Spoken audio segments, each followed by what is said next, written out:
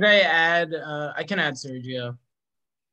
No, I'm just asking you. I know you said that that you was going to send the sponsors, I mean, the people that did the special application, you was going to send them an invite, but it was okay. I'm good. Yeah, Sergio and DGS should be here, and William Trudeau should be here as well. He's not going to be there. Bill's not going to be there today. Bill Trudeau. He's not available. Are we all set there, Ethan? Because we have a quorum. Yeah, Yes, are we? Sorry. We're recording and live stream. I'm going to call order the May 4th General Service Health and Environment Committee to order. We have committee members, Councilwoman Deb Zamer. We have Councilwoman Joyce Love. We have Council Member Owusu Anane. We also have our staff, Danielle Gillespie and Ethan Samuel. And from the city of Albany, I did see Frank and Commissioner Sergio Munziata. So we're going to start off with Council Members Anane's legislation. So Council Member Anane, you want to speak on behalf, and we'll go from there. Yeah, thank you. Street trees play an important role in our city.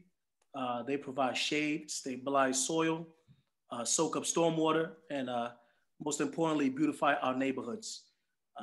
Currently, DGS Forestry Division is responsible for all aspects of trees-related issues on public right-of-ways, including tree planting, dead tree removal, stump removal, tree trimming, numerous other concerns regarding city-owned trees. To encourage planting currently in the city will underwrite 1/2 of the cost of purchasing and planting the trees. This program relies on the interest of a property owner to be effective and must opt in. Thus, when a street tree is removed, unless the property owner proactively approaches City Hall or approaches DGS, no replacement tree is planted. This has resulted in many streets in Albany not being planted, many trees not being planted, predominantly streets in neighborhoods which buildings are owned by out-of-town property owners. And we know those neighborhoods. This is an equity issue.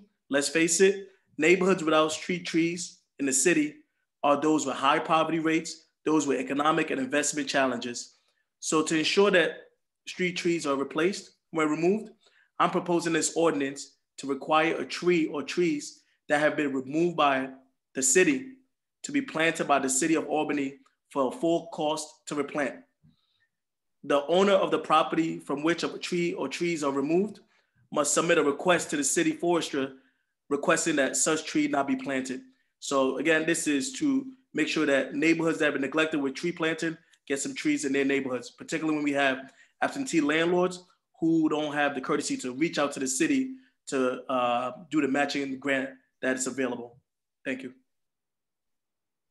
Thank you. Does any committee members have any questions? Councilwoman Deb Zamer? I guess I would just ask what the current policy is now with the city as far as when they take down a tree. Commissioner Nunziata or Frank Zioli? Can you answer that? Yeah, okay, I can answer it. So we're actually doing at this point in time, that's what we are doing with the Mayor's 2025 Street Tree Program. We are actually planting trees in a lot of locations that have been neglected. As Councilman has said, it's true. In the past, you know, they haven't been. So we're starting to look at these areas with a kind of with a different set of eyes. And we're going in and through this 2025 program, the street tree fund that we've created and other things and generous grants that we've received, we are actually going in and we are planting in areas that are not, it's not prompted by a resident asking for a tree in front of their property. What we're doing is we're sending them a letter sending the people that the property that's in front of their house or their area, we're sending them a letter and basically stating that if you want to adopt a tree, we'd love for you to do that, but we're paying for the cost of the tree. We've done that in many cases.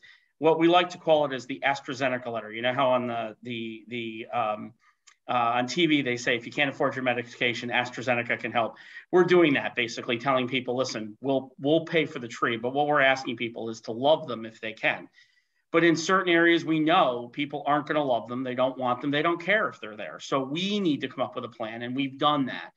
We're working with the Pine Hills Neighborhood Association on an ARPA grant. We've actually signed on to their request to look at areas on Hudson, Elberon, places of those areas that are really just asphalt jungles that, you know, we're going to go in and we're going to work with them of creating basically a pilot program of how we can put trees in those areas and us deal with the maintenance of the trees. What can we use? One of the things we're looking at is the flex pavement that we've used in other areas, possibly using that. So that would help stop the overgrowth and the weeds, and would still help with the watering and things of that nature. So we are looking at a lot of these different things. We actually, I'll be honest, this is an excellent ordinance, an ordinance, a change. We're on board with it.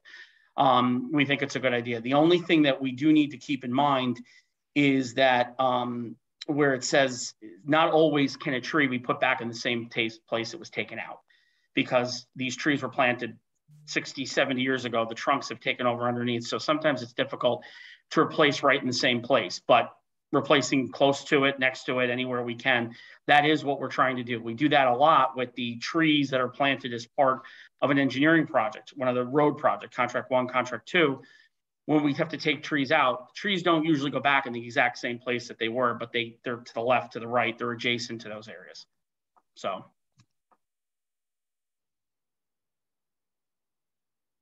Councilwoman Zanger, do you have any other questions? No, thank you. Thank you. Commissioner, did I miss anything, Sergio? No, you cover everything. This is a good piece of legislation. It codifies what we've been doing. We just asked for consideration on the amendment to whenever possible, a tree could be replaced. We're also finding a lot of these trees are sitting on top of gas lines, which kills the tree. So again, with a little amendment that whenever possible, we have no problem with this ordinance. Thank you. For the record, Councilmember Adams is here and Councilmember Robinson is here. Cost-wise, do we have an estimation what the cost is right now? Well, we a lot of it is being funded by a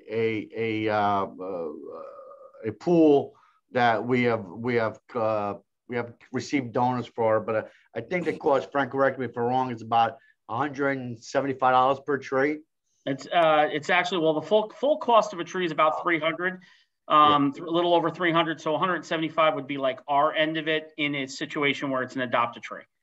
So, and that doesn't include any maintenance in the second and third year when, if you don't have an owner that wants to adopt it and love it and water it and make sure that it's not getting strangled with trash and things of that nature, and we have to do it, that cost can be upwards to $1,000 over the first 3 years of the tree being planted. But again, we're working on that. We know that's going to be the case. We know that there's going to be trees in areas where there isn't going to be somebody to adopt them, right? We know that. And that's why we have to come up with a plan to deal with that. Because as Owusu was saying, it's totally true. These are areas that need trees and we can't ignore it. So we're working on a project to be able to do that. I just want to mention last Friday, I went to on Arbor Day, the mayor spoke, and I was amazed at all the partnerships that we have in the city, throughout the state, the nonprofits, the Norman Scale, all these groups that we have that are working with the city to get more trees and I'm glad. I don't know if Frank, you want to talk about that, but I just thought it's a great program that we have going with our partnership. Close to 100 trees were planted in Lincoln Park on that Arbor Day. And then there was an additional, I want to say 20, 25 trees that were planted in Washington Park that Saturday. So Arbor Day fell on a Friday. And then I think the next day on Saturday, they planted another. It was a partnership with, there's the Albany Goes Green, which is a committee of the Albany Fund for Education. It's been going on for 11, 12 years. It's a great organization, great people. They got the students from Toast involved, and they've planted tons of trees over the, lots of trees over the last few years. It's been very good. And then, of course, the Friends of the Norman Skill, they're a part of that as well. And they have a few others, College of St. Rose. It really was a great event. And DEC actually, normally in years past, DEC has had their own Arbor Day event, but they wanted to partner with us and be a part of our Arbor Day event, which I thought that's a testament into what we do here in the city of Albany, not just what DGS does, but what we all do, all these organizations, everybody, the schools and everybody else. So I was pretty proud of that. Thank you. Councilmember Robinson, question or comment? Yes, thank you. Question about if someone doesn't want a tree replaced once it is removed, how does the property owner go about making that request? Is there a form that they would fill? Would they go to the website? Would they give the commissioner a call? And how easily can they access it? Okay, so we're not going to replace a tree. Anytime we're going to put a tree in, we're going to ask permission, basically. Even though it's city property and we can put it in, we send letters out to every property, and it's not even to the owners, not just the owners. We send it to the residents, because in a lot of cases, it's in front of with these rentals, we don't just send it to the owners of the properties. We send it to the people who live in the property. And we say, you know what, we're looking to put a tree in front of your property. This is the type of tree we recommend. Would you love it? We'll pay for it, but would you love it? Would you be, and if they say, no, we absolutely don't want it there, then it doesn't go there. We respect the wishes of the residents, because we've seen far too often where a resident that doesn't want a tree and we plant the tree, they'll kill the tree. They'll do everything they can do to get rid of that tree in front of their house. So we don't want that. That's not good for the trees. It's not good for anything. So that's how we do it. So there's no form to opt out. Usually we send them a letter, and with that letter, they will then say, in the letter, it says, contact us at this email address or call this number and let us know if you don't want it. And if they do that, then we do that. If they don't, we put it in. Now, in cases where somebody says, I never got the letter, I'm sorry, I don't want it there, we have taken trees out and transplanted them elsewhere. And we have done that. I've done that a couple times in the past couple of years, so we could continue to do that as well. Gotcha. And you said that you send letters out to the residents. Now, is there a certain radius that you send the letters to based on where the tree is placed, or how does that work? We send the letter to the homeowner in front of the property. So let's say it's, the property that we've identified, we send them a letter stating that we would like to put a tree in front of their property. And we ask them, will they love it? Will they be, and then if they don't want it, they let us know. Otherwise, we move forward and we do it. But as far as removals of trees, if large amounts of trees, like when we do contract 1 and 2, when trees have to come out because of a project, we do a 3 to 4 block radius, as we do to let people know about the actual project itself. This is something that really just started a few years ago. I think actually around the time that Commissioner Panunzio started is when we started to do this, is that, we're letting people know exactly. So if we're taking trees down, then we do a 2 or 3 block radius around. We try to do like a square around, where the trees are coming down. If one tree is coming down for a reason, that may only go to the property owner or a couple of houses around it. But if a full amount of trees, like if it's going to be a whole street of trees are coming out because of an engineering project, we tell people that far away. Okay, thank you. You're welcome. For the record, Councilwoman Keegan is joining us. Meg, do you have any questions? No, sorry, I'm a little bit late. I was walking my dogs and there was an issue in the neighborhood, so my apologies. Maybe this was asked already, but do we have financials, Frank, on the actual cost to the city for the tree replacements? That was the one thing I wanted to know about this. when you mean financials, what are you talking about? How much like costs? do we know like how much we're currently spending when we're making the effort to replace those trees? Like, Oh, sure. And the anticipated like Yeah, how this might impact the budget, essentially. it's about made it like policy, like actual legal policy. roughly it's about $300 per tree. The 175 is our share when somebody wants to adopt a tree. And then we're talking about replacing some trees where some areas where the cost will be absorbed by the city. We do have a funding mechanism where donors and participants and supporters are contributing to the tree fund, which we could tap into if we need to. Okay. Does anybody else have any comments or questions or concerns? If not, can I get a favorable recommendation for ordinance 22122? I just have one question. Oh, go Deb. Sorry. Do we need to make that, are we going to make that change that the commissioner? Well, we would like to, the ordinance is fine. We have no problem with it, but we'd like to have an amendment to it where it says whenever possible, the tree will be planted in front of the house. At times that cannot happen. A driveway, a gas line, other things. If we could just add that sentence in there, we're okay with it. We have no problem with it. That makes sense. We have to do that in Council member session, right? Well, I want to make sure Council member Nani is in favor of that as the sponsor. Owusu, Give me a second. did you understand that, the question or the statement from the commissioner? Yeah, I do. I mean, are you fine with that?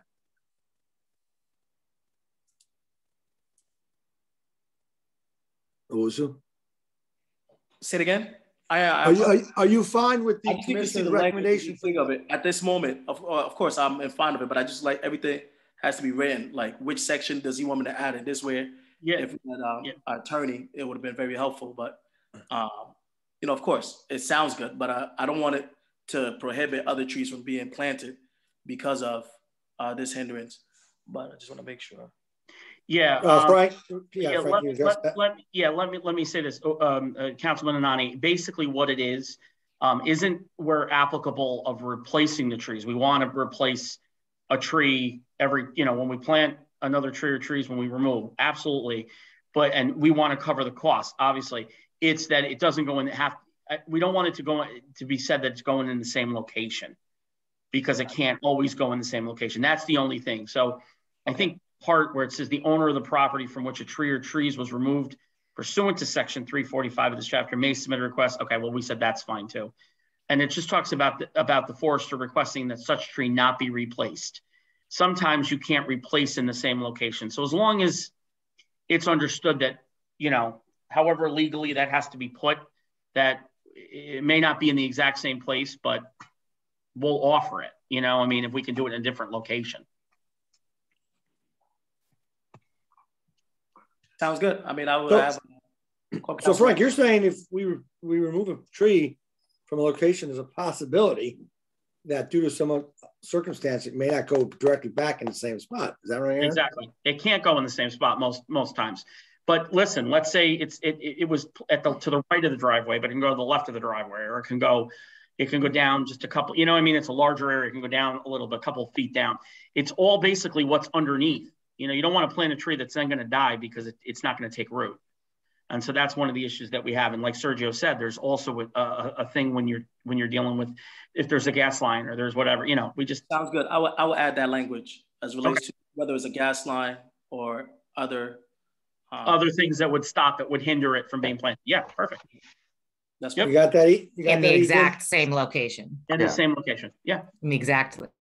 Other than that, as the commissioner said, we're in favor of the legislation. It's not a problem. It's what we need to strive for, and that's what we're trying to strive for. So it's perfect.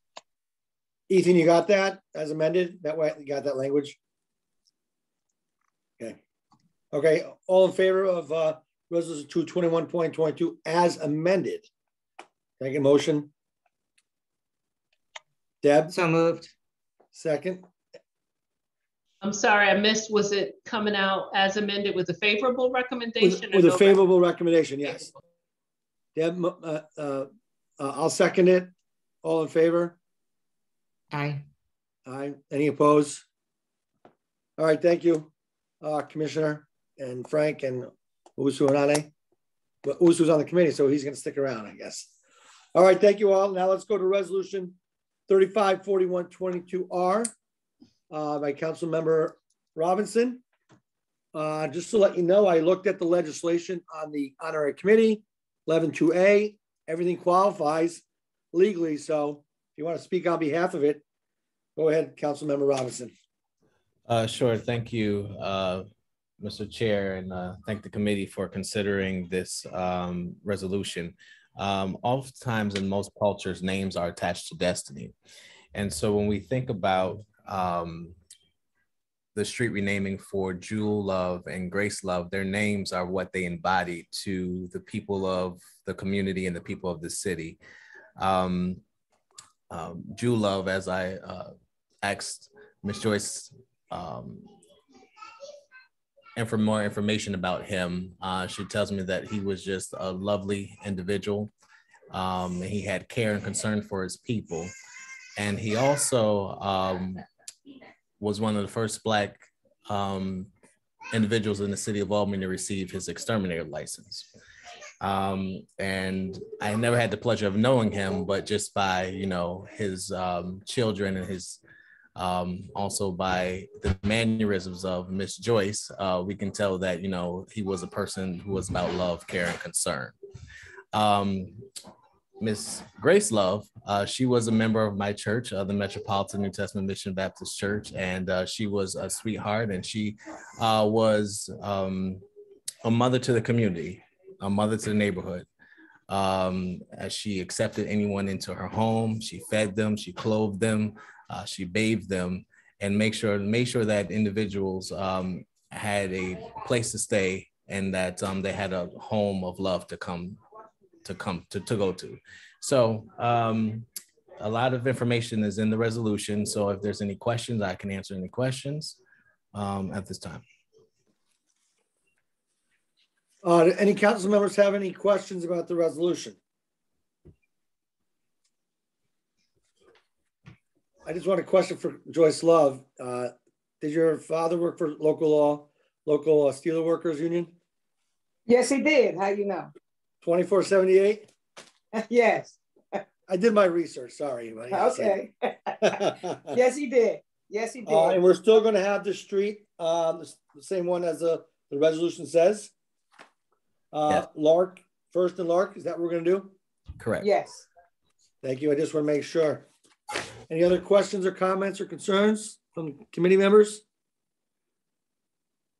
Can I get a motion to have it come out of a favorable recommendation? I'll make a motion. Second? Second. All in favor? Aye. Aye. Any opposed? Any abstentions? Aye. Thank you. Now we're going to go to resolution 485122R by Councilwoman Joyce Love. The floor is yours. Okay, I'm gonna make this quick. This resolution is about Charles and Edna Howard. Their daughter, Jerry Howard, requested a street be named after the mother and father. Mr. Howard migrated from Alabama over 60 years ago. And he landed in Rochester. From Rochester, he met his wife and moved to Albany, where they were members of Mount Olive Baptist Church, where they served in ministry. The both of them, and the mother was in the choir. They had 3 children. 2 is deceased. They've been living on Clinton Avenue over 50 years. And the daughter thought that she would like to honor them with a street. We have a problem with the street. The street where she lived at was already named after Tellerama's cleaners. last year. So she's requesting that the street up by Teleramas, up by Malcolm X Park, that corner there to Hawk Street be named after her mother and father, Mr. and Mrs. Howard. So I believe Malcolm X Park is on the corner of Lark and Clinton. Correct. And what's the street the other way? The other Lark or? No, the street, it would go down and hit Hawk Street. I think that's Hawk Gotcha. Street. I got you. Hawk. Okay. Yeah, that's the next one. Yes. Or is it Dove? What was the block in front of It Hawk? could be I'm Dove. sorry. It could be Dove. It The could next, be Dove. the next, but whatever the next street Whatever, is. Daniel, I think it's Dove. I will go tomorrow and look for sure. Okay. I had her text here, but now I can't find it. I think it's Dove. And Joyce, I think that's Lark Street, not Lark Drive. I think Lark Drive starts up the hill, right? No, it's Lark Street. It's Lark Street.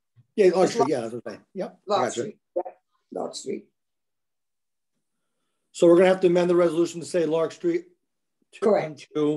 I believe it's Dove or Swan. Yes. Whatever the next one I is. would let Danielle know for sure tomorrow. I That's just fine. didn't know. Okay. Gotcha. Does anybody have any questions? Nope. Like I said, I read both of them. They both qualify, and I assume this is both yours first. I know the legislation says you can't do more than 2 street names in a year, so this is the first one we are doing the year. So, can I get a motion as amended for Resolution 4851-22R as amended with a favorable recommendation? I'll make a motion. Oh, sorry. Somebody I'll else can second if they it want. since it's Joyce's. All in favor? Aye. Aye. Any opposed? Any abstentions? Thank you. For the record, I did talk to Bill Trudeau, and he is willing to do the ceremony signings as soon as you guys can do. So that's all set. But so I will get with the Howard family to set up a date, and Councilman Robertson can decide when he's going to do his. He already have one coming up very soon, so he just can decide when he's going to do his. Thanks. Yep. We just like to let council and people know so we can attend. As I always tell people, it's, the more the merrier to attend these nice events. So if there's no other business, can I get a motion to close the meeting? Joyce Love, seconded by Deb Zamer. All in favor? Aye. Thank you all. Aye. Enjoy. Thank you. Thanks. We can't do a couple more minutes?